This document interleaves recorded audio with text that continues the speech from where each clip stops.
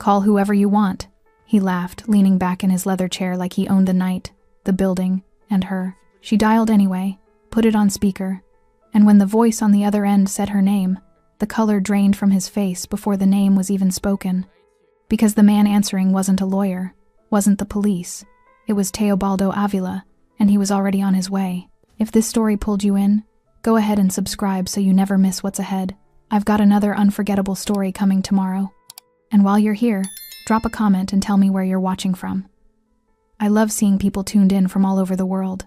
Okay, let's get back into it. The office was dim. One lamp burning amber in the corner. The city beyond the windows dark and indifferent. A desk between them wide, polished. The kind of desk that exists to remind people of distance. Anderson Tales sat behind it. White shirt, untucked at one side. Dark tie loosened at the collar like the evening had already exhausted him, though the only thing he had done tonight was wait for her. He was leaned back in his leather chair with the ease of a man who had never once questioned whether a room belonged to him. His watch caught the lamplight when he moved. He let it. Ashley stood on the other side. She still had her apron on. Dark fabric, slightly dusty at the hem from the kitchen pass. Her order pad tucked at her waist habit. Even now, even here. Her hair was pulled back the way she always wore it for a double shift. A few loose strands fallen across her face. She hadn't fixed them. There hadn't seemed to be a point. She had come for her pay. That was all. That was the entire reason she was standing in this office at 11:40 at night, instead of on a bus going home to an apartment that still smelled like the candle she'd burned down to nothing 2 weeks ago, trying to make the place feel less cold. She needed her money. You're not getting paid this month. He said it the way you say the weather. Flat, certain, already bored by it. Ashley looked at him. For what reason? Not a question. She was too tired for the inflection. Anderson tilted his head slightly, like she'd said something almost amusing. He picked up the pen on his desk, turned it once between his fingers, set it back down. You know the reason. She did not move. She had learned, across 5 months of this, that movement was information, that flinching told him something, that stepping back told him more. So she stood exactly where she was, in her dusty apron, with her order pad at her hip, and she looked at him without expression. I don't, she said. Explain it to me. Something shifted in his face then. The amusement sharpened. He stood slowly, the way men stand when they want the standing itself to mean something, and walked around the side of his desk. Not toward her. Not quite. Just around. Repositioning. Closing the geometry of the room. His voice dropped. You give me what I've been asking for, right here, tonight. And maybe I reconsider the whole month. The air in the room changed quality. It got thicker. Ashley felt her stomach drop the way it always dropped in this office, a cold, fast plunge, and then she felt something else move through her underneath it. Something that had been quiet for 5 months and was no longer interested in being quiet. No, she said. Simple. The same answer she had given him the first time, he asked. The same answer she had given him every time since. His expression hardened. The softness false as it was left his face entirely. Then you get nothing. He walked back to his chair, settled into it, spread his hands open on the desk. And you can call whoever you want. Ashley didn't respond. Police? He gestured loosely. I'll tell them you've been stealing from the register. We've had discrepancies. A pause. Lawyer? I'll have mine bury it in paperwork until you can't afford to keep paying yours. He leaned back. Union? There is no union here, sweetheart. You signed the contractor agreement on your first day, remember? He let all of it land. Then he laughed. Not a sharp laugh. Not cruel, exactly. Almost warm the laugh of a man genuinely entertained. He leaned back further in his chair, one hand resting on the armrest, and he laughed at the apron and the order pad and the loose strands of hair and the fact that she was still standing there. Call whoever you want. Before that laugh, there were 5 months. That is the part of this story that matters. The part Anderson Tales had never thought to learn, because learning it would have required him to see her as something other than a problem he could simply outlast. He didn't know about month 1 when she had filed a formal complaint with the shift manager. 2 paragraphs, specific dates, specific incidents. The complaint was acknowledged by email, automated, followed by nothing. He didn't know about month 2 when she approached the only other senior female staff member, a woman named Patricia who had worked the floor for 6 years. Patricia had listened, made sympathetic sounds. By the next morning, Ashley's Friday and Saturday shifts, her highest-earning nights, had been quietly reassigned. He didn't know about month 3, the free consultation with a labor attorney in an office above a dry cleaner 4 streets over. The attorney was kind. He explained, gently, that without sustained documentation and a pattern of formal refusals on record, her case would be expensive, slow, and uncertain. He wished her luck. She thanked him and walked back to work. He didn't know about months 4 and 5, the silence. Not the silence of acceptance, the silence of a woman calculating, enduring, adding everything to a private ledger inside herself, waiting for a door that never opened. She had tried every decent door. That was the kind of woman she was, and now she was here. 11:40 at night. Apron on, the lamp burning amber. Anderson, still smiling from his own laugh, relaxed in his chair like this was already over. Ashley's hand moved to her apron pocket. Not the order pad, the other side.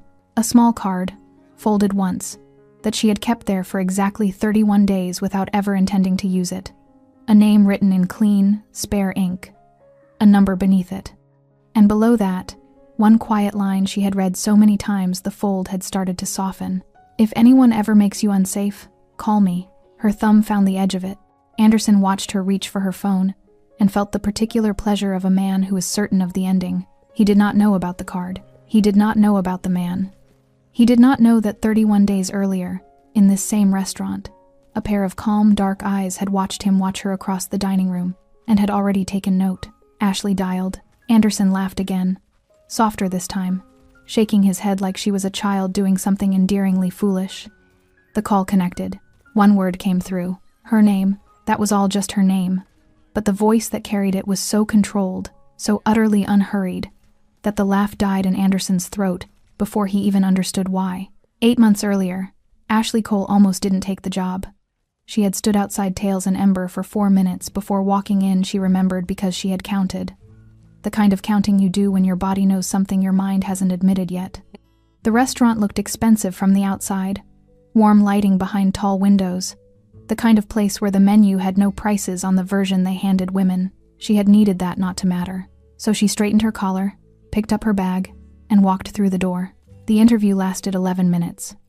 A woman from HR named Donna, efficient and pleasant, explained the contractor terms, the shift structure, the dress code, plain shirt, dark apron, hair back. She slid the paperwork across, and Ashley signed where indicated without asking too many questions, because she had learned, by then, that asking too many questions in an interview was how you lost jobs you needed. She needed this one. The numbers were simple and brutal. 3 months behind on rent. Her mother's prescription costs had doubled since the insurance lapsed. Her younger sister, Renee, was in her 2nd year of community college on a schedule that only worked if Ashley kept covering the gap. The figures did not leave room for pride about which door she walked through. Donna shook her hand and said, "You can start Thursday." Ashley smiled and said, "Thank you. I'll be here." She was 30 minutes early. She was good at the work. That was never the question. Ashley had been waitressing on and off since she was 19. She knew how to read a table, how to time a refill before the glass looked empty, how to be warm without being familiar. She learned the menu in 2 days. She learned the kitchen staff's rhythms in 4. By her 2nd week, the regulars were asking for her section. The other servers noticed. Most of them nodded with something close to respect. A few, the ones who had been there long enough to know certain things, watched her a little more carefully, not with jealousy, with something quieter than that. A woman named Gloria, mid-40s, had worked the floor for 3 years, had pulled her aside one afternoon near the staff lockers, not dramatically, just paused beside her and said, low, while folding her apron, "Keep your shifts professional. Don't stay after close if you can help it. And if he asks you to come to the office, find a reason not to." Ashley had looked at her. "He?" she said. Gloria glanced once toward the hallway that led to management, then back. "Just keep it in mind," she said, and walked away. Ashley had filed it somewhere and kept working. She saw Anderson Tails properly for the first time at the end of her 1st week. He came through the dining room on a Thursday evening not to greet customers, not to manage anything visible, just moving through the space the way owners move through spaces they consider extensions of themselves. Dark trousers, white shirt with the collar open, one button too many for a man his age. A watch that picked up light from every direction. He was handsome in the way that certain men are handsome when they have money, not genuinely, but convincingly. He paused at the edge of her section. She was clearing a foretop. She felt the pause before she saw it. The particular quality of being watched, not glanced at. Watched landed on the back of her neck like a change in temperature. She looked up. He smiled. Easy. Practiced. New? He said. Yes, Ashley. Started Thursday. I know. Still smiling. You're doing well. She thanked him and went back to clearing the table. She told herself it was nothing. Owners noticed new staff. That was normal. The smile was just managerial. The pause was just assessment. She told herself these things and mostly believed them. By the end of the second week, she stopped believing. It started small. The way these things always start small. Small enough that when you try to describe them to someone later, you can hear yourself sounding uncertain, unreliable. Like maybe you misread it, a hand on her shoulder that stayed 2 seconds too long. You look tired today. You should rest better. I worry about my staff. A request to stay 15 minutes after her shift to go over feedback. Feedback that turned out to be him sitting on the edge of his desk, telling her she had natural warmth, and that the restaurant needed more of it.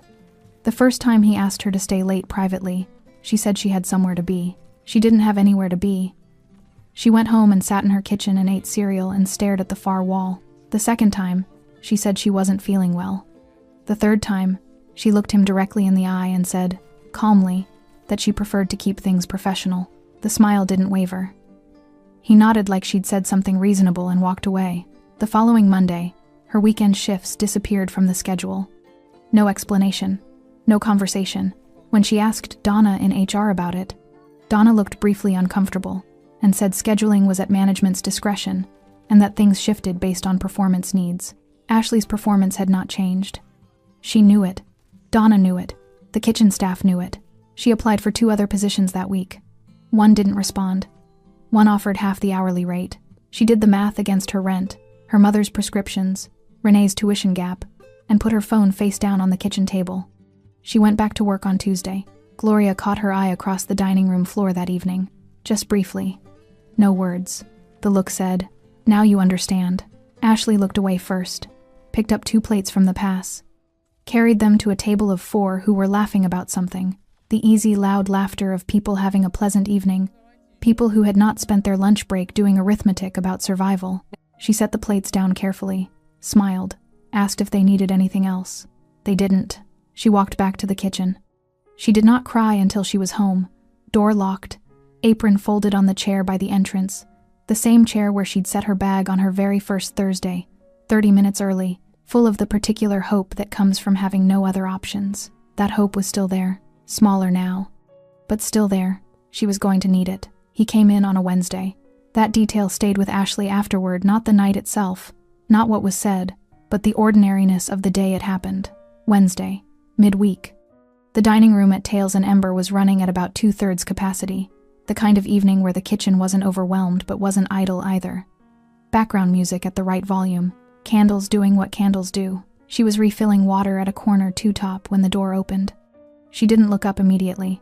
Doors opened constantly, but the room changed not loudly, not all at once, just a subtle shift in atmosphere, the way a room changes when something enters it that the room wasn't entirely prepared for. She looked up. 3 men, walking in with the kind of unhurried certainty that doesn't require space to be cleared, but finds it cleared anyway. 2 of them slightly behind, broad, quiet eyes moving across the room with professional patience. The one in front. Black suit, no tie. The collar of his shirt opened just enough to show the beginning of ink that ran up his neck dark.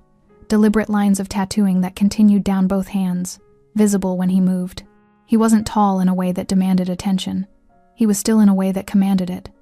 His hair was dark, swept back, neat. A small scar sat above his right eyebrow, pale and old. A thing that had healed long ago and been kept ever since, like a quiet fact about who he was. He scanned the room once, not like a man looking for a table, like a man confirming what he already suspected. The host seated them in Ashley's section. Of course he did. She gave herself exactly 3 seconds outside the kitchen pass.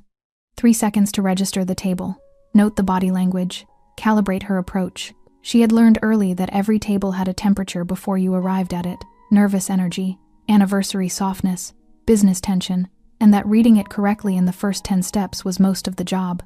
This table's temperature was controlled, not cold, not hostile, just contained. Like the 3 men had arrived with everything already decided and required very little from the evening except that it proceed without incident. She approached, set down the menus, made brief, professional eye contact with each of them. He looked at her when she reached his side of the table. Not the way Anderson looked at her, not with that particular inventory quality, that tallying look she had learned to recognize and brace for. This was different, observational, like he was noting something without having decided yet what to do with the information. "Good evening," she said. "Can I start you with water?" "Please," he said. His voice was low, unhurried, the single word carrying enough weight that she felt the 2 men beside him marginally relax at the sound of it. She took their drink orders and left. She served their table the way she served every table, professionally, attentively, without excess warmth or manufactured familiarity. The 2 associates ordered efficiently. He ordered simply steak, medium, nothing added or modified, the order of a man who decided what he wanted and did not second-guess it. He didn't speak much during the meal. The associates talked quietly between themselves, low conversation she didn't try to hear. He listened more than he spoke, ate without looking at his phone. When she came to refill his water a second time, he said thank you without being prompted, which she noted because it was rarer than it should have been in a restaurant at this price point. It was a quiet table, good table, the kind you were grateful for on a Wednesday. She was clearing the adjacent section when it happened. She hadn't slept properly the night before. Her mother had called twice. The pharmacy had flagged a problem with the refill, something administrative, something that needed to be resolved before the weekend. Ashley had been on hold for 40 minutes before the line disconnected. She had called back, been put on hold again, eventually gotten through to someone who told her it would be sorted by Friday. Maybe. She had gone to bed at 1 a.m. with a headache behind her eyes that the sleep hadn't entirely cleared. She'd been holding the remains of it all shift behind her professionalism, behind her careful warmth, behind the smile she had become expert at maintaining. She thought it was invisible. It wasn't. She was reaching across to collect a side plate when she heard his voice, quiet, directed, close enough that it was clearly intended for her. "Why are you crying?" She straightened immediately, touched the corner of her eye with one finger. She hadn't even felt it start, just one. Just the pressure of the evening finding the one small gap in her composure. She looked at him. He was watching her with an expression she hadn't seen on a customer before. Not pity, not discomfort, not the particular awkwardness of someone who had noticed something inconvenient and wished they hadn't. Just attention. Genuine, unhurried attention. Like her answer actually mattered to him. "Family issue," she said, smiled. "I'll be fine." He held her gaze for a moment. Not pressing, not pulling at the answer to see if it would unravel. He simply nodded. "All right," he said, and went back to his coffee. She brought the bill 20 minutes later, processed the card, returned with the receipt. When she collected the folder from the table after they left, she found the tip first generous, set in cash beside the receipt, more than the bill warranted. She found the card second. Small, cream-colored, heavy stock. Just a name and a number. Nothing else. No title, no company, no explanation of who he was, or what he did, or why any of it should matter to her. Just the name. And below the number, written in pen not printed, written in handwriting that was careful and unhurried like everything else about him. "If anyone ever makes you unsafe, call me." She stood at that table for a moment longer than she needed to. Around her, the restaurant continued its Wednesday evening. Glasses refilling, cutlery landing softly. Somewhere behind her, Anderson's office door was closed, the way it was always closed at this hour. She folded the card once, slipped it into the pocket of her apron, the left side, opposite the order pad. She told herself she would throw it away when she got home. She didn't throw it away. She didn't know yet why she couldn't. But somewhere underneath the exhaustion and the headache and the weight of the month's arithmetic, something in her had recognized something in those calm, dark eyes. Not safety, exactly. Something older than safety. The knowledge that certain people exist in the world who make predators recalculate. She went back to work. The card stayed in the apron. Then it moved to her bag. Then, the following morning, to the pocket of the next apron. Every shift after that, for 31 days. It didn't happen all at once. That was the thing about Anderson's particular kind of cruelty. It was patient, architectural, built slowly enough that each new piece could be explained away individually, dismissed as coincidence or policy, or her own misreading of the situation. It was designed to make her doubt the pattern even as she was living inside it. And for a while, it worked. Month 3 began with the payslip. Ashley opened it on a Tuesday evening at her kitchen table, under the single overhead light that flickered slightly when the refrigerator cycled on. She read the figure twice, then a third time, with her finger tracing the line. $40 short. There was a note in the deduction column. 2 words. Service penalty. She had never received a service penalty before. She had never been told what a service penalty was, what triggered it, or how it was calculated. The staff handbook, which she had actually read, cover to cover, on her second night, mentioned it in one sentence without definition. She went to Donna in HR the next morning. Donna pulled up her file with the efficiency of someone who had done this before. "It's a management discretion deduction," she said, "for service quality issues." "What service quality issues?" Ashley asked. "I've had no complaints. It's at management's discretion," Donna said again, gently, apologetically, in the way of someone who understood exactly what was happening and had also decided, a long time ago, that understanding it was the limit of what they were prepared to do. Ashley thanked her and left. The following month, the deduction was $60. The month after that, it was $90. The shift reductions came next. By month 4, she had lost her 2 weekend evening slots, her highest earning shifts, and gained 2 Tuesday lunches in their place. The math was not subtle. Weekend evenings at Tails and Ember meant business clientele, larger tables, longer sittings, generous tips from people loosened by good wine and good moods. Tuesday lunches meant quick turnovers, modest bills, and the particular frugality of people spending their own money rather than their company's. Her monthly take-home dropped by nearly a third. She adjusted. Quietly, the way she had been adjusting her entire adult life, moving things around, cutting other things out, finding the smaller version of every expense. She stopped buying the good coffee. She walked instead of taking the bus on the shorter routes. She moved her mother's prescription pickup to the cheaper pharmacy across town, the one that required 2 trains and an extra 40 minutes each way. Renee called one evening and asked if she was okay. "I'm fine," Ashley said. "Just a slow month. You sound tired." "I'm always tired. I'm a waitress." Renee laughed. Ashley laughed with her. After they hung up, she sat in the quiet of her apartment for a long time without moving. The public humiliation was the part she hadn't anticipated. The salary cuts she could track, the shift reductions she could document. But this was shapeless, harder to hold, designed specifically to be dismissed as management. It began with small corrections made loudly. Anderson passing through her section during service, and pausing to rearrange a placement she had already set correctly, not because it was wrong, but because the pause itself sent a message to anyone watching. Then, customers being quietly redirected. She would greet a table, take their drink order, disappear to the kitchen, and return to find them transferred to another server. No explanation offered to her. If the customers noticed, they said nothing. She was left holding a water jug in the middle of a dining room, recalibrating. Then, the whisper campaign. She became aware of it the way you become aware of a smell gradually, then all at once. A regular who had always requested her section suddenly didn't. A table of 4, who had left glowing reviews of her service, stopped coming in entirely. One evening, she overheard a fragment of conversation between the host and a waiting party. Something about Ashley being difficult, and the word landed in her chest like a stone. Difficult. She had never raised her voice, never argued publicly, never done anything except refuse, quietly and repeatedly, the thing he had asked for. But difficulty, she was learning, was not about behavior. It was about compliance, and she had not complied. Gloria found her in the staff room one evening in month 5. Ashley was sitting on the bench by the lockers, still in her apron, not doing anything, not on her phone, not eating, just sitting in the 10-minute gap before the evening rush with her hands in her lap and her eyes on the middle distance. Gloria sat beside her without asking. For a moment, neither of them spoke. "You filed the complaint," Gloria said finally. "Not a question." "Month 2, Ashley said. Gloria nodded slowly. "I filed one too. My second year." A pause. Nothing happened. Ashley looked at her. "How long have you let it go on?" Gloria asked. 5 months. Gloria was quiet for a moment. Then, "Why are you still here?" The answer was simple and terrible, and Ashley gave it without drama. Rent, my mother's medication, my sister's tuition gap, a breath. I did the math. I can't afford to leave. Gloria looked at her hands, then back up.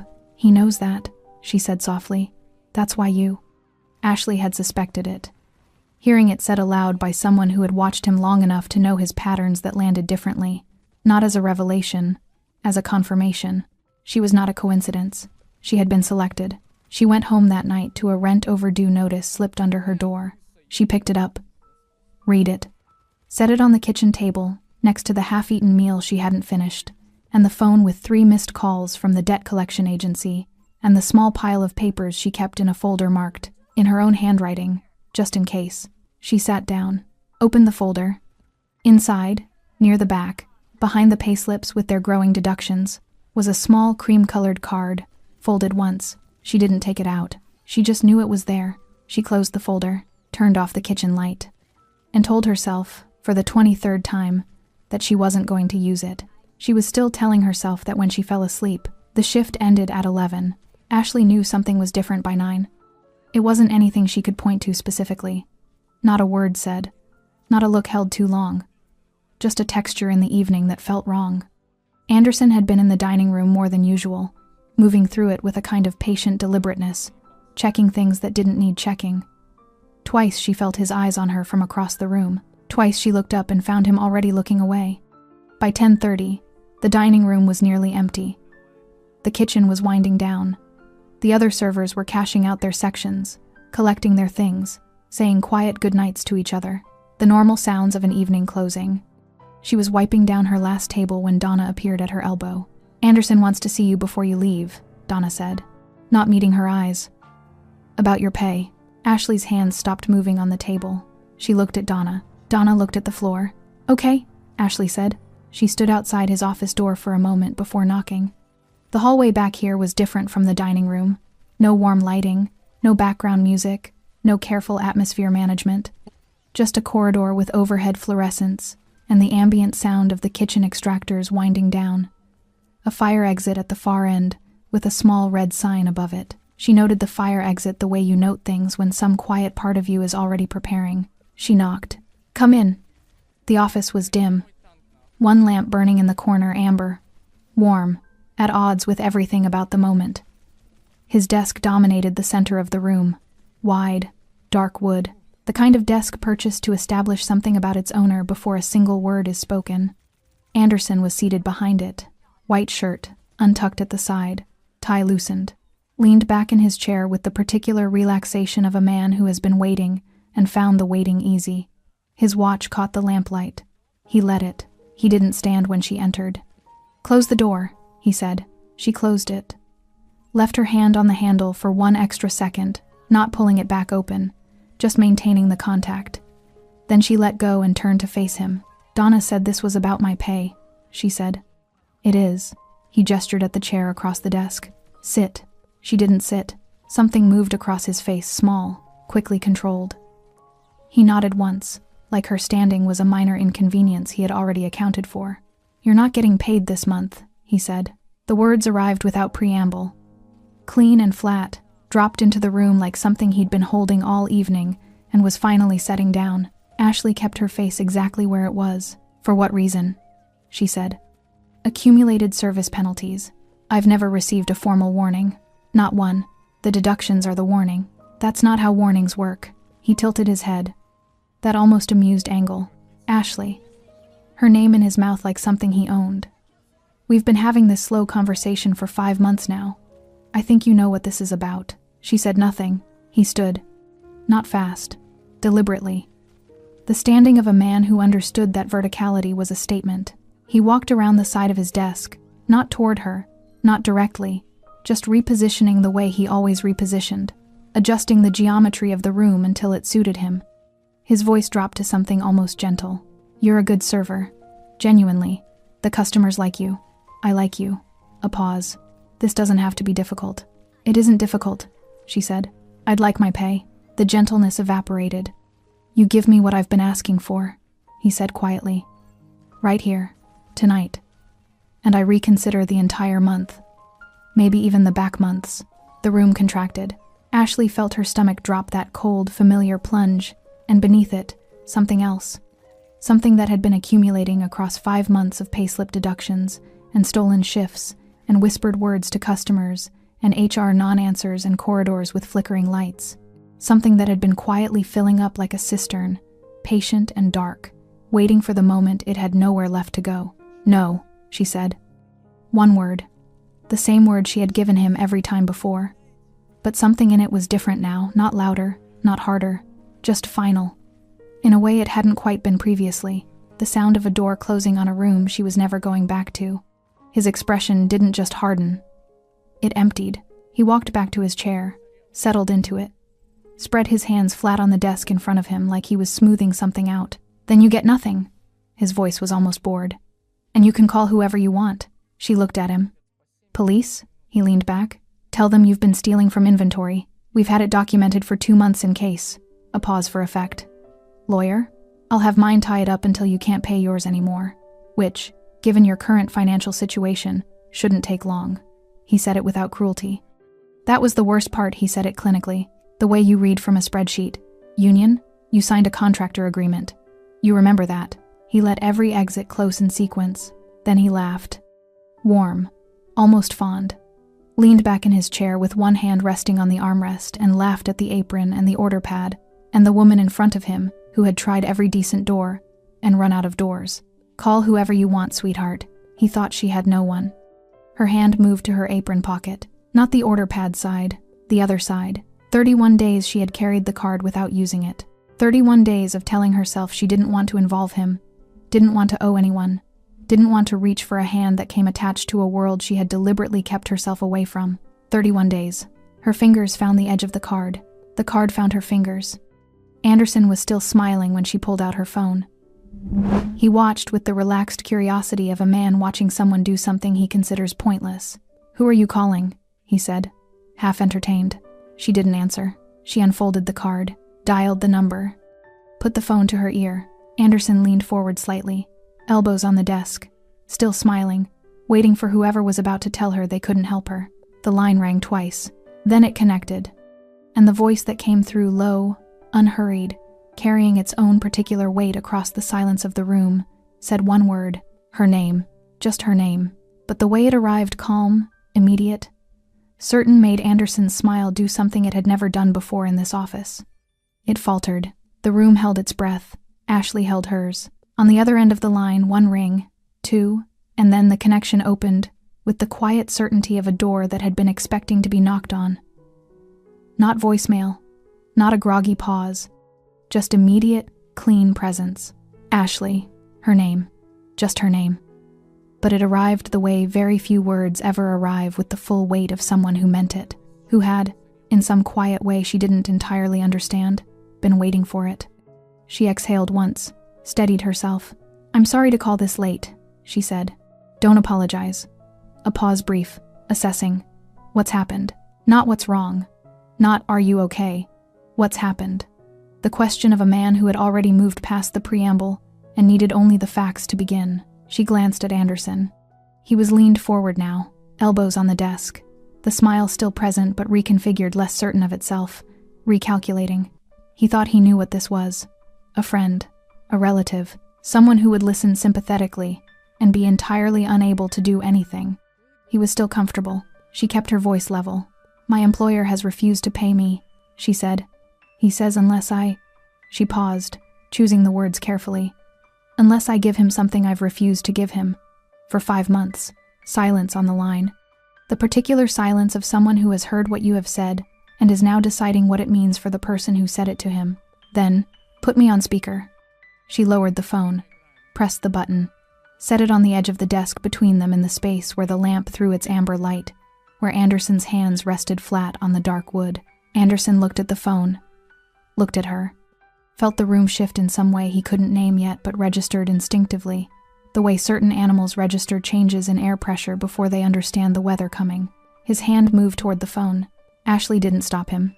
He picked it up with the easy confidence of a man who had never once in his professional life been on the wrong end of a phone call, who had made enough of them to lawyers, to city officials, to people who owed him favors to know exactly what power sounded like when it spoke first. "This is Anderson Tales," he said. The voice he used for these moments measured, slightly bored, the voice of a man who owns the room he's standing in. "And who exactly are you?" A pause. Not long. 3 seconds, perhaps 4. But the kind of pause that has texture that isn't empty but full.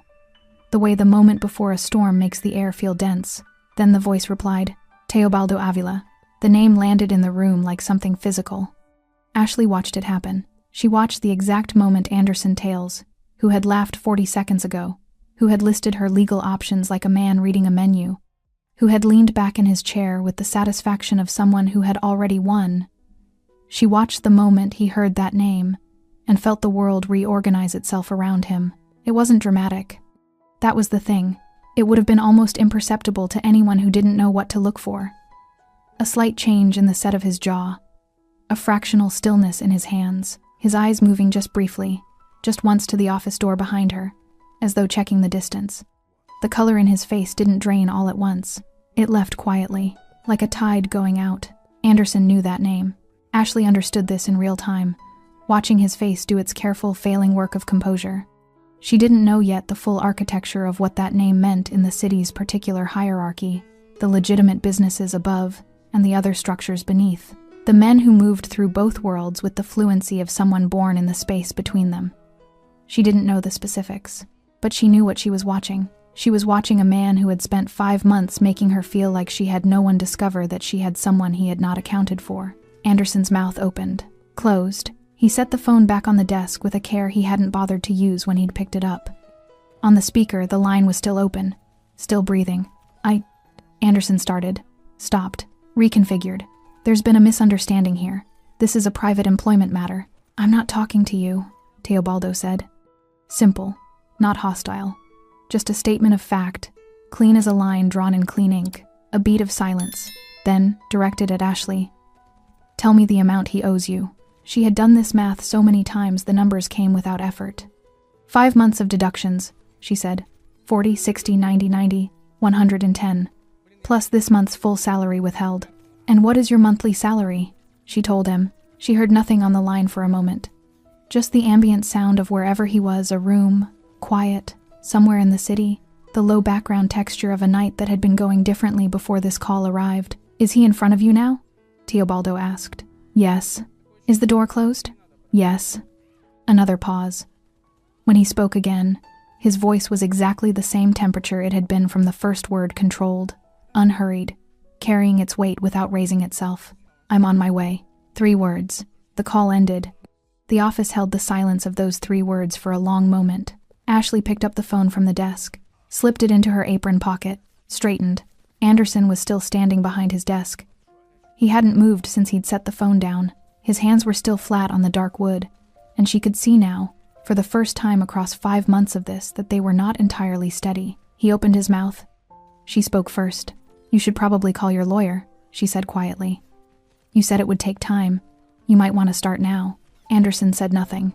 She moved to the chair beside the door, not leaving, just repositioning, and sat down to wait. For the first time in 5 months, she was the one who was comfortable in this room, and Anderson Tales' loosened tie, expensive watch, leather chair stood behind his desk in the amber lamplight and understood, with the particular clarity of a man who has just heard 3 words spoken in a certain voice, that the ending he had been certain of 20 minutes ago was no longer the ending. Something was coming, and there was nothing left to do but wait for it. The clock on Anderson's office wall read 11:52. Ashley knew because she looked at it when she sat down. Then she stopped looking at it, because watching a clock in a room like this with a man like him standing behind his desk doing his quiet, failing work of composure felt like giving something away. She looked at her hands instead. They had stopped trembling somewhere between the end of the call and now. She wasn't sure exactly when, just noticed at some point that they were still folded in her lap, the phone a solid weight in her apron pocket. Her breathing had steadied too, not because she wasn't afraid she was, in some low background way, the way you're afraid before something large and irreversible, but because the fear had found its proper size. It wasn't bigger than her anymore. That was new. Anderson moved first. He walked to the window behind his desk, not to look at anything specific, just to put distance between himself and the center of the room. He stood with his back to her for a moment, hands in his pockets, looking out at the city lights below. The city that had, until approximately 8 minutes ago, been a place where he understood exactly where he stood. He turned back around. "You don't know what you've done," he said. His voice was different now. The boardroom quality was gone, that measured, slightly bored authority he wore like the watch. What was underneath it was something she hadn't seen from him before. Not quite fear, something adjacent.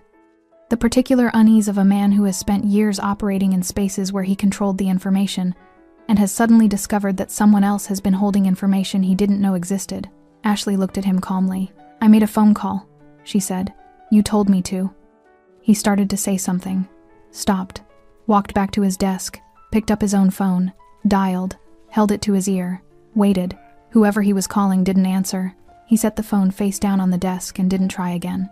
Outside the office, the restaurant was finishing its close. Ashley could hear it through the door, the particular sounds of an evening ending. Chairs being lifted onto tables. The kitchen extractor fans cycling off one by one. The low conversation of the closing staff, relaxed and ordinary. The sounds of people who thought the night was almost over. She wondered briefly what they would make of the next 20 minutes. At 11:58, something changed in the corridor. She felt it before she heard it.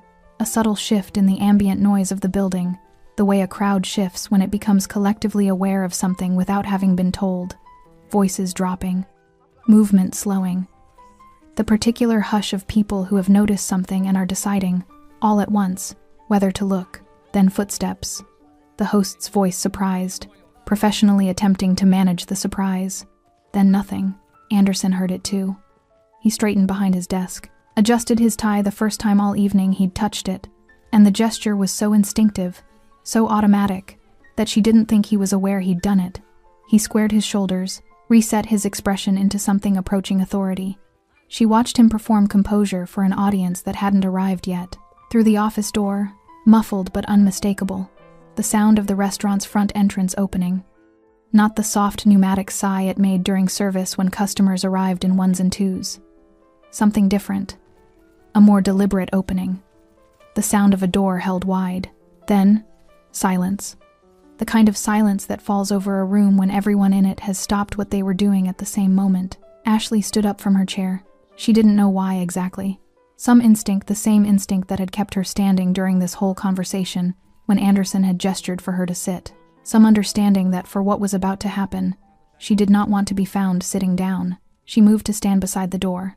Anderson watched her do it. Said nothing. Outside, the silence held for 3 seconds. Then she heard footsteps. Not rushed. That was the first thing. The pace was completely unhurried.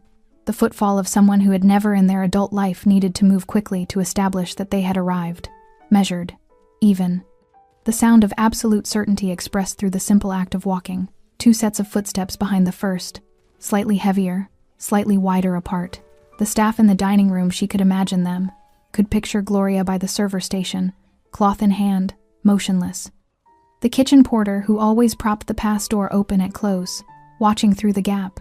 The host at the front, having already run out of professional responses to whatever he had just witnessed pull up outside. She had been in this restaurant for 8 months.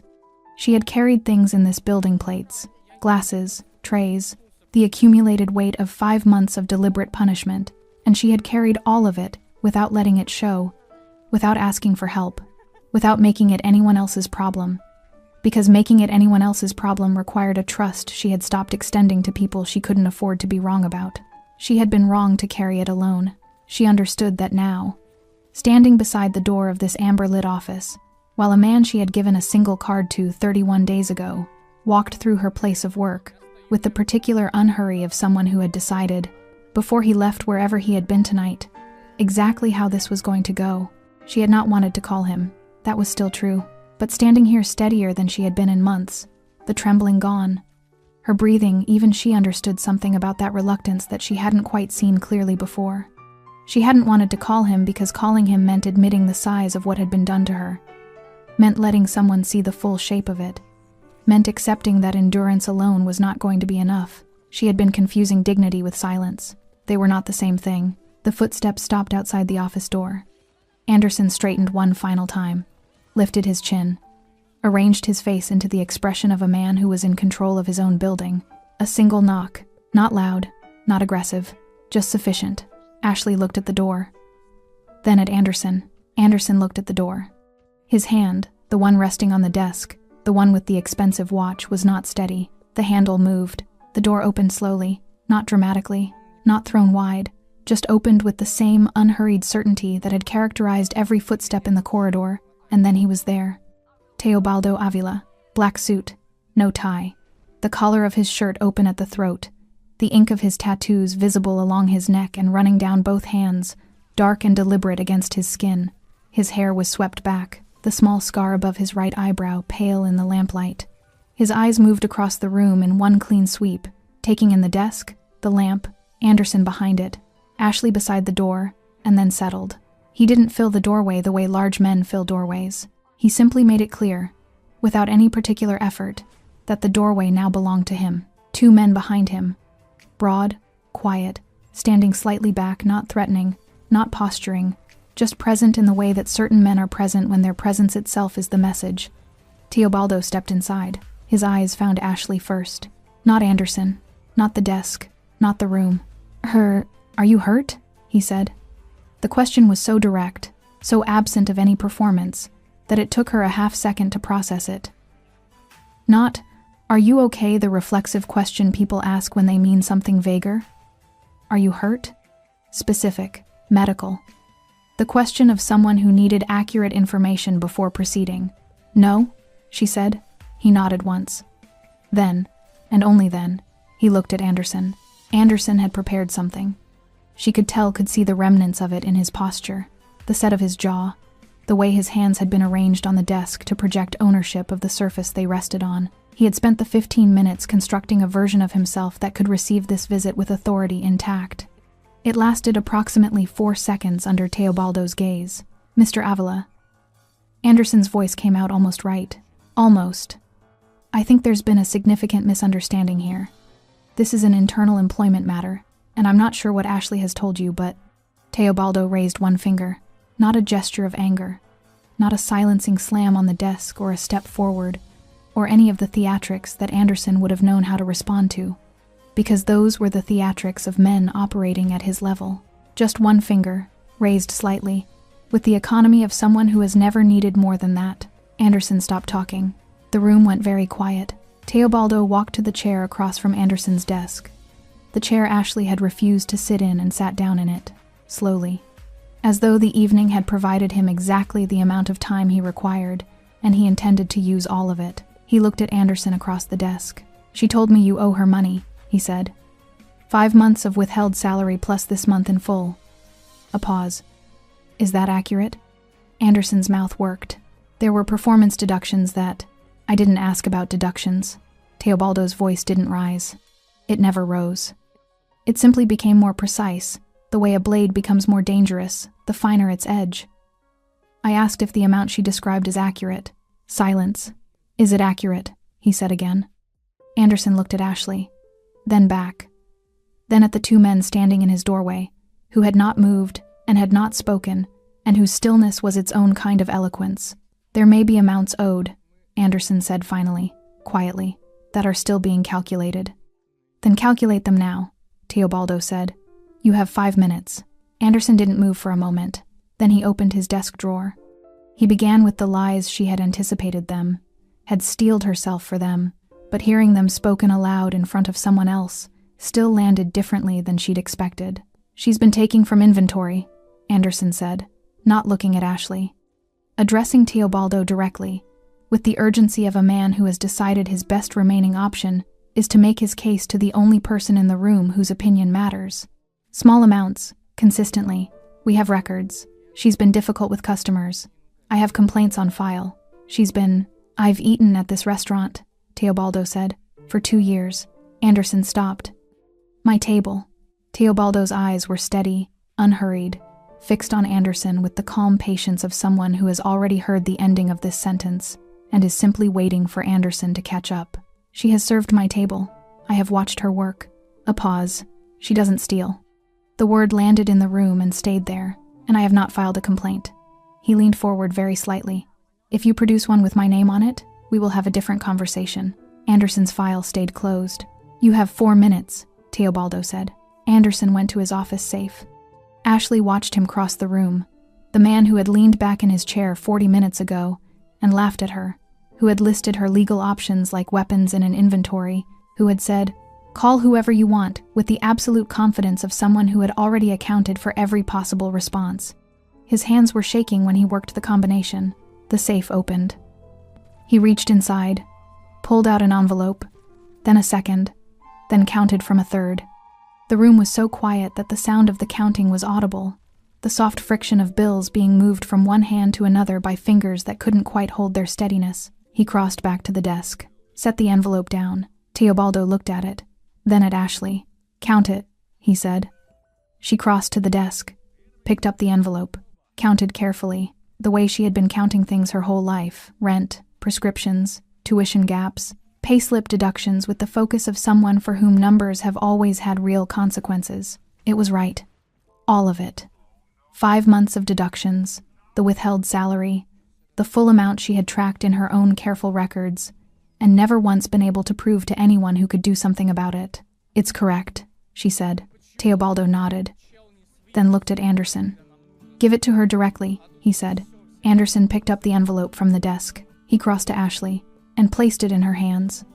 She had imagined this moment in the abstract, in the way you imagine things you've stopped letting yourself want too clearly, and she had imagined feeling something large. Triumph, maybe, or the particular release of something long held finally being set down. What she actually felt was quieter than that. Just right.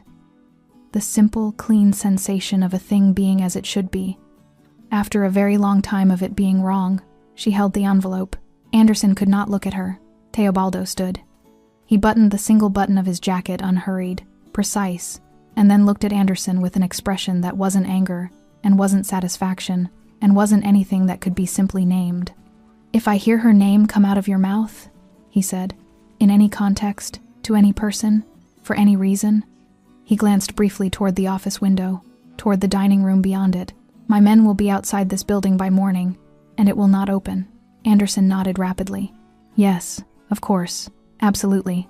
Teobaldo looked at him for one moment longer, the look of a man filing something away, permanently, for future reference. Then he turned to Ashley. The shift in his expression was not dramatic, but it was real, a slight softening around the eyes, something that had been held in restraint, releasing just enough to be visible. "You mistook her silence for weakness," he said. He wasn't talking to her, he was talking to Anderson, but he was looking at her when he said it. And something about being seen that clearly by someone who owed her nothing, who had come here at midnight in a black suit because she had finally, after 31 days and 5 months, and a lifetime of carrying things alone, made a single phone call. Something about that undid a small, carefully maintained knot somewhere in her chest. She didn't cry, but it was close. Teobaldo moved toward the door, paused at the threshold. "Are you safe to get home?" he said, directed at her. Only her. "Yes," she said. He nodded, and walked out. The two men followed. The office door remained open behind them. Ashley stood in the amber lamplight, envelope in her hands, and listened to those unhurried footsteps move back through the dining room, through the silence of the staff, through the restaurant that had witnessed everything and would remember all of it, and out through the front door. Anderson didn't speak. There was nothing left for him to say. The dining room was frozen. That was the only word for it: frozen. The way a frame freezes when a film stops mid-motion. Every person caught in the attitude of whatever they'd been doing when the 3 black SUVs had pulled up outside, and the front door had opened, and the evening had become something else entirely. Gloria was by the server station, cloth in hand, the kitchen porter in the past doorway, the host behind his stand, professionally attempting an expression of normalcy and not quite reaching it. 2 customers who had stayed for a final drink sat very still at their corner table, watching. Teobaldo walked through all of it without acknowledging any of it. Not dismissively, not coldly, just with the complete self-containment of someone who had decided what this evening was about before he arrived, and had no remaining attention for anything peripheral. He reached the front of the restaurant, stopped, turned back to look at the room. His eyes moved across the staff, not threatening, not performing, just taking a slow, unhurried inventory of every face. The kind of look that says, "I have seen you. I will remember having seen you. Conduct yourselves accordingly." Nobody moved. Nobody spoke. Then he walked to the door and held it open. Ashley stepped through first. Outside, the night air was cold and clean, in a way the office hadn't been. 3 black SUVs idled at the curb, their engines a low, continuous sound. A 4th man stood near the lead vehicle. He straightened slightly when Teobaldo appeared, then relaxed when Teobaldo gave a small, almost imperceptible shake of his head.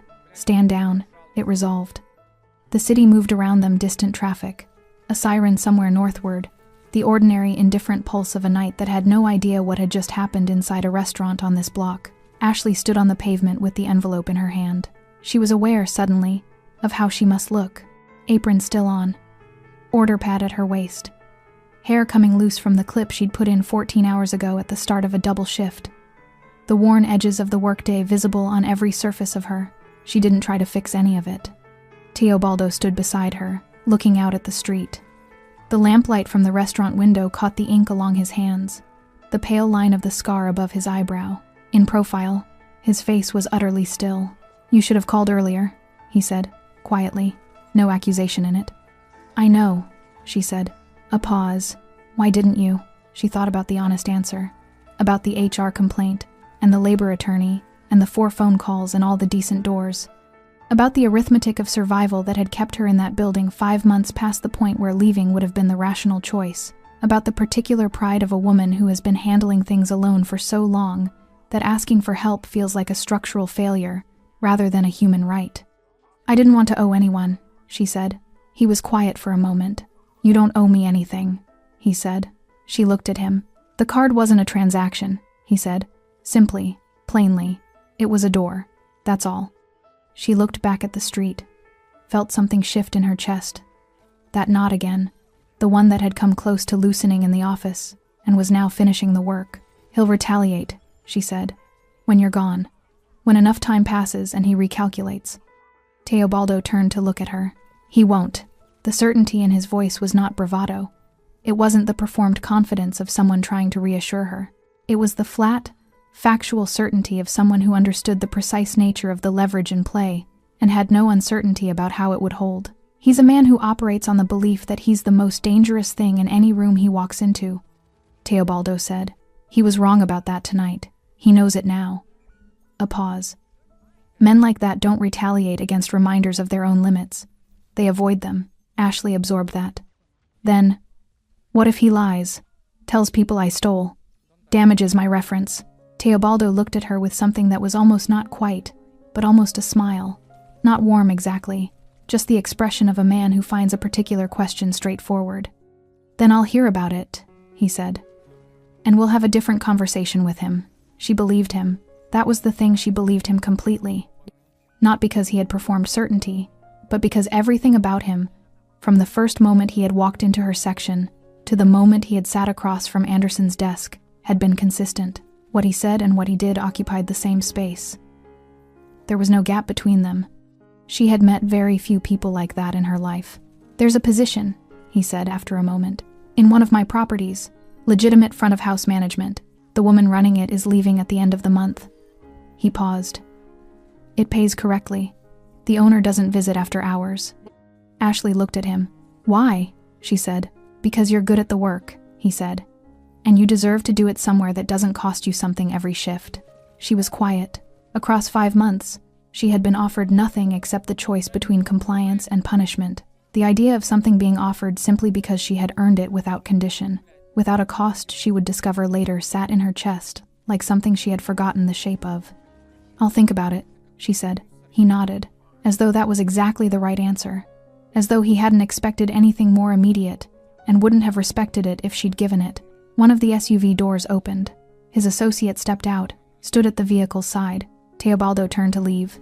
"Thank you," Ashley said. He paused, looked back at her once. "You carried that alone for 5 months," he said. "That took more strength than anything that happened in that office tonight." He walked to the vehicle, got in. The door closed. The 3 SUVs pulled away from the curb with the same unhurried certainty he brought to everything. No acceleration, no drama, just a smooth departure into the ordinary city night. Ashley stood on the pavement outside Tails and Ember. Apron on. Envelope in hand, the cold air sharp against her face. She thought about 5 months, about the payslips and the HR complaint, and the labor attorney and Gloria's look across the dining room floor, about the card in her apron pocket for 31 days, about the moment she had finally dialed and heard her own name, returned to her in a voice that made the room change. She thought about what he had said. You carried that alone for 5 months. That took more strength than anything that happened in that office tonight. She had spent 5 months being told, in the architecture of every penalty and shift cut and closed door, that her endurance was weakness. That silence was surrender. That staying was desperation. It hadn't been any of those things. It had been a woman with nowhere to go, making herself a way through. She untied her apron, folded it once, cleanly, the way she folded things, set it on the windowsill of Tails and Ember, and walked away from the building without looking back. She gave 2 weeks' notice the next morning. Not because she was required to, not because she owed Anderson Tails anything resembling professional courtesy, but because she had decided, somewhere on the walk home the previous night, that she was going to leave this place the same way she had survived it on her own terms, with her own dignity intact, in a way that could never be reframed as flight. She typed the resignation letter at her kitchen table before the sun was properly up, kept it brief, professional, thanked the establishment for the opportunity, provided her end date. She printed it at the library on Lama Street, the same library where she had once looked up labor attorney listings, and hand-delivered it to Donna in HR at 9:15. Donna took it, read it, looked at Ashley with an expression that had several things in it, none of which she said out loud. I'll process this, Donna said. Thank you, Ashley said. She went home and slept for 10 hours. The 2 weeks that followed had a different texture than any that had come before. Anderson did not come onto the floor. His office door, which had always been positioned to monitor the dining room, stayed closed during her shifts. His voice, which she had heard directing, correcting, performing authority across every surface of the restaurant for 8 months, was absent. The staff moved through the space with a looseness she hadn't noticed was missing until it returned. Gloria caught her on her second-to-last shift. They were both in the staff room, end of evening, and Gloria sat beside her on the bench by the lockers, the same bench, the same position, as that conversation in month 5 that had told Ashley what she already knew. He came in Monday morning, Gloria said quietly. Sat in his office for 4 hours, didn't call anyone in. Ashley said nothing. Patricia said he's been asking about insurance, the kind you get when you're closing a business. Ashley looked at her hands. She didn't feel triumph. She had examined herself for it and found something quieter instead. A low, settled sense that the machinery of consequence was doing its work, without her having to watch it do so. Are you going to be okay? Ashley asked. Here. Gloria looked at her steadily. He knows better now, she said. Who's paying attention? Ashley nodded. Take care of yourself, Gloria said. You too. On her final shift, the kitchen staff made her a meal. Not an organized thing, not announced or ceremonial. Just, at the end of the evening, the head chef set a plate at the corner of the pass and said, without looking at her, You should eat before you go. She sat on a stool at the kitchen pass and ate a proper meal for the first time in longer than she could clearly remember, while the kitchen wound down around her, extractors cycling off, surfaces being wiped, the comfortable noise of people finishing a shared thing. She thanked them individually. They received her thanks with the slightly awkward grace of people who don't do sentimentality easily, but had decided this warranted an exception. She walked out of Tails and Ember at 11:40, the same time, she realized, as the night she had made the call. She didn't set her apron on the windowsill this time. She took it home, folded it, put it in a drawer. Some things you keep not because you want to look at them, but because they are part of the story of how you became who you are. Teobaldo's associate called 4 days later. A woman named Iris, efficient and pleasant, who explained the position front of house management at a private dining establishment in the city's northern quarter. The hours, the salary, which was correct in a way that Ashley sat with for a moment after she heard it. The start date. Ashley asked 2 questions. The first, who she would report to. Iris, directly, the woman said. And above her, the property manager. Mr. Avila is an owner but not an operational presence.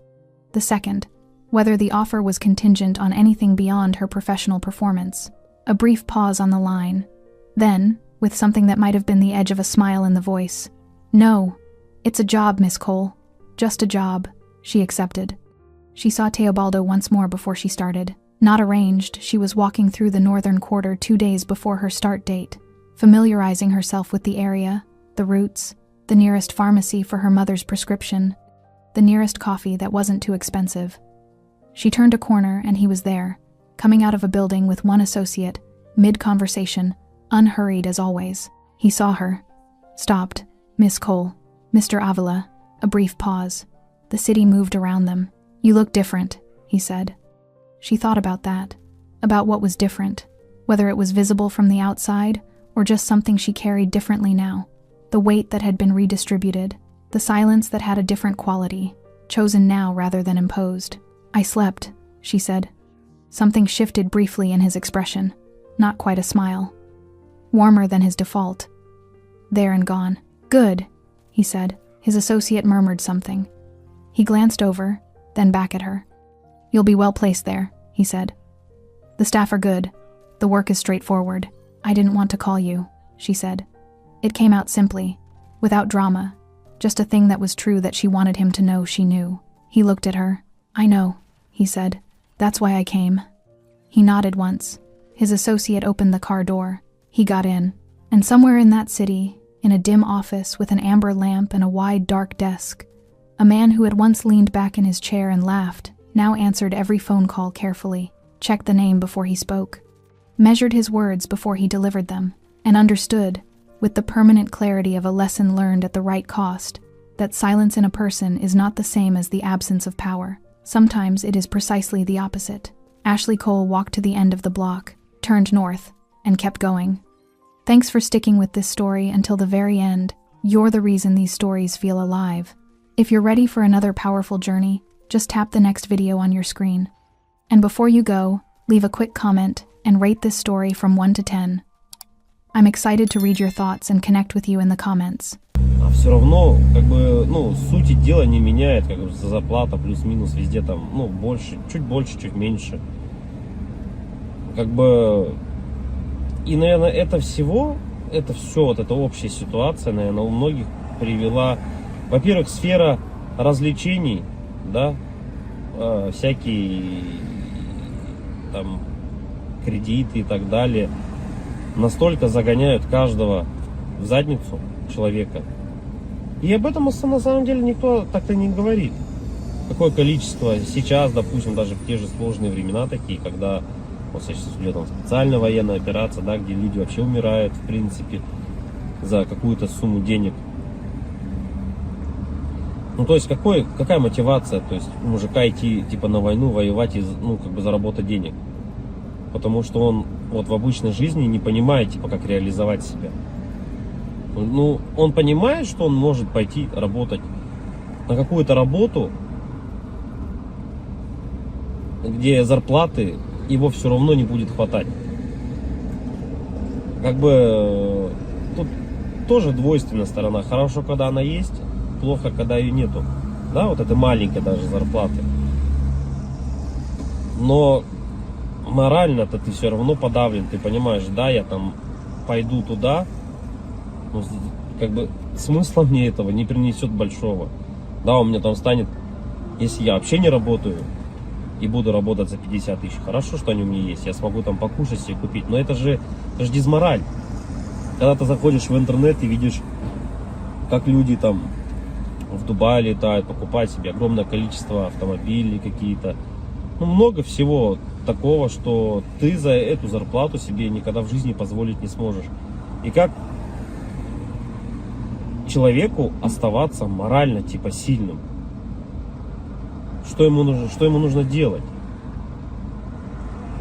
Наверное, во-первых, это, наверное, все от семьи исходит, да? То есть, какая семья у тебя, как она построена. Если ты один живешь, это сложно, да, ты будешь сам себя, но у тебя опять-таки, возможно, родители, если есть, которые друзья поддержат тебя в какой-то момент, хотя бы просто отвлекут тебя от этих мыслей. А если у тебя, к примеру, там семья, жена, к примеру, да, есть дети, то тут, наверное, поддержка только от них исходит какая-то. Вот, чтобы не упиваться в своих мыслях о том, что какая нынче сложная жизнь. И, наверное, других-то вариантов, в принципе-то, и нету. Какие вот еще варианты, в принципе? изменить, поменять свою жизнь настолько, чтобы она была, ну, казалась тебе удачной, да, реализованным себя в жизни, в чем-то. В чем, вот как проявляется на самом деле у нас реализованность? Наверное, у 90% случаев это финансовое благополучие, финансовая независимость. Это, наверное, одно из таких ключевых моментов, когда человек, наверное, считает себя реализованным, да, в этой жизни. То есть, как добиться этого? То есть, с учетом того, что даже возьмем нашу страну, да, сколько миллионов людей здесь живет, как каждому добиться этого результата? Непонятно. И с каждым годом просто ситуация становится все хуже и хуже. Все дорожает, люди зарабатывают либо столько же. Ну, даже если они зарабатывают столько же, на самом деле этого все уже недостаточно. К чему это все приведет на самом деле? В оконцове, наверное, мир погрязнет в большую депрессию в какую-то. Какие-то войны, возможно, или еще что-то еще больше глобальных таких вещей, которые не приведут ни к чему хорошему на самом деле. Поддержка каждого человека именно для того, чтобы он держался, наверное, морально, заключается в том, что, ну, наверное, дом, в который ты приходишь, должен быть крепостью твоей. Да, что это единственное должно быть место, где ты будешь чувствовать себя под защитой.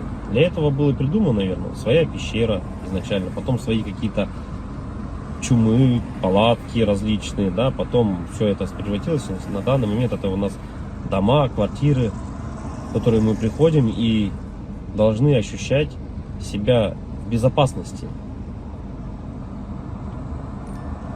чтобы можно быть немного морально расслабленным с учетом того, что ты выходишь каждый день на работу, на улицу, и все равно давление вот это вот, оно все присутствует.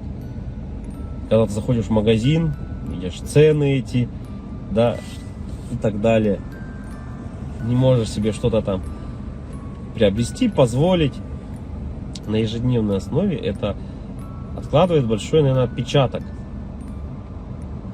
Не, наверное, а точно. И поэтому, когда возвращаясь домой, ты чувствуешь, вот хотя бы есть типа уголок того места, куда ты можешь прийти.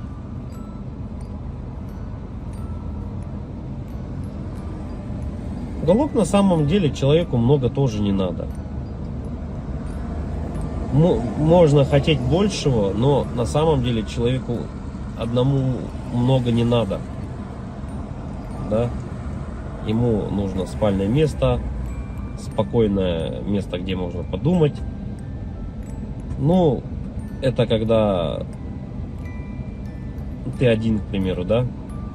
Когда у тебя есть семья, к примеру, ты приходишь домой, опять-таки, тут хотя бы, да, поговорить о каких-то вещах. Просто об отрешенных вещах, наверное. И, возможно, при этих же условиях у тебя и появляется какая-то дополнительная мотивация для реализации себя. А когда у тебя нету ничего, вот это уже становится проблемой. И это у многих на самом деле. Что значит не иметь ничего?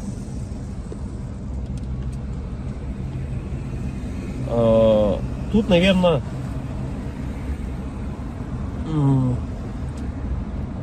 самое главное, дизмораль у человека еще возникает при том, что это уже, наверное, где-то в глубине души даже она возникает при даже хорошей финансовой подушке такой, которая у тебя есть, хороших финансовых деньгах, да, то есть, но нету вот внутреннего ощущения, к примеру, дружбы, семьи, любви и так далее.